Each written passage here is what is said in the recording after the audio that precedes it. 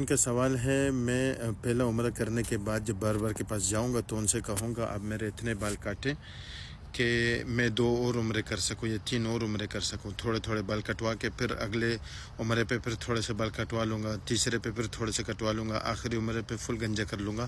اس کی ضرورت نہیں ہے.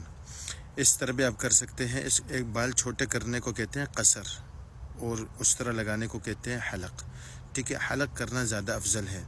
اگر آپ قصر کریں گے، 3-4 دفعہ قصر کریں گے، آخر میں حلق کریں گے تو حلق کی فضیلت زیادہ ہے. ٹھیک ہے.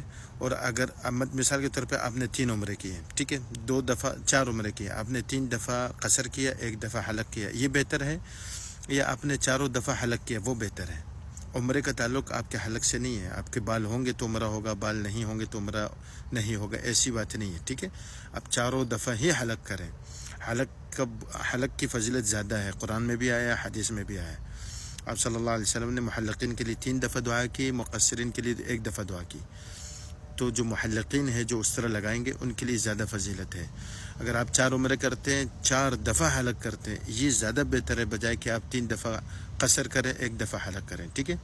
تو اگر پہلی دفعہ آپ کا یہ مسئلہ ہے نا، تھوڑا سا آپ کنفیوز ہیں، آپ کہتے ہیں اگر میں نے حلق کر دیا تو پھر دوسرے عمرے کے لیے میں جاؤں گا، میں کیسے حلق کروں گا؟ ایسی نہیں ہے، ایسی بات نہیں ہے. آپ پہلے عمرے کے لیے حلق کر رہے ہیں، دوسرے کے لیے جائیں گے تب بھی حلق کرنا ہے، تیسرے کے لیے بھی حلق کرنا ہے. مطلب آپ کو وہاں اس طرح لگوانا ہے. بس آسان سی بات ہے، کوئی بڑی بات نہیں ہے. اچھا، اس کا آسان ایک اور حل بھی ہے. وہاں جو ہے بہت زیادہ رش لگا رہتا ہے، اور جو ہوتے ہیں اپنے یہ بار جو ہوتے ہیں، یہ ہر بندہ تقریباً اپنا جو موقع ہے اس سے فائدہ اٹھانا چاہتا ہے.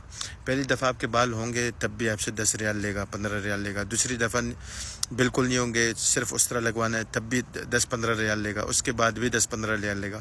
تو بہترین طریقہ یہ ہے، پہلی دفعہ آپ جائیں بار کے پاس، گنجے کروا لیں، پھر 3-4 اس طرح آپ لے لیں، 2-2 3-3 ریال کے مل جاتے ہیں. 5-6-7-10 درہم تک آپ کے پاس یہ سارے اس طرح ہوں گے. تو آپ نے جیسے کیا، آپ اپنے جو بھی ساتھی ہوگا آپ کو بولے حلق کر لیں. حلق تو اس میں کچھ بھی نہیں ہوگا نا، اس میں صرف آپ کو اس طرف لگوانا ہے پورے سر پہ. ایک ہی دفعہ لگوا لیا، پورا یہ ہوا ختم، آپ کا حلق ہو گیا. ٹھیک ہے.